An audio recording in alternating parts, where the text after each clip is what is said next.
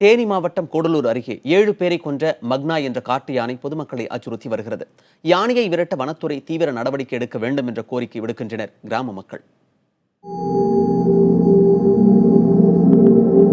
தேனி மாவட்டம் கூடலூர் அருகே உள்ள மின் நிலையம் கிராம மக்களை சமீப காலமாக அச்சுறுத்தும் வார்த்தை மக்னா.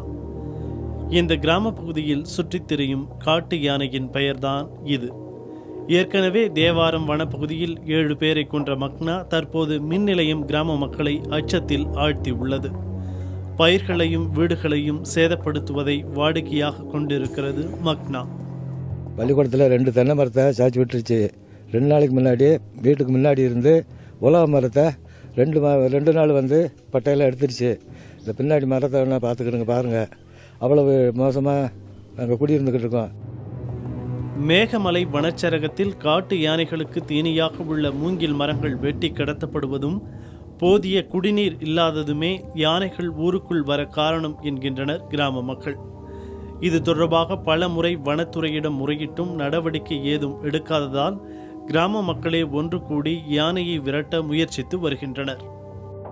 டீயை போகிறாரு, ரேஞ்சர் வராரு, ஸ்கூலை பார்க்குறாரு, இந்த போங்க நான் பாய் வைக்கிறோம்டார்.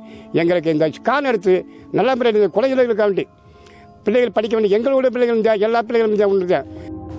மின் நிலையம் கிராம மக்களை மக்னா யானை அச்சுறுத்தி வருவது குறித்து வனத்துறையிடம் கேட்டபோது விரைவில் யானையை விரட்ட நடவடிக்கை எடுக்கப்படும் என தெரிவித்தனர்.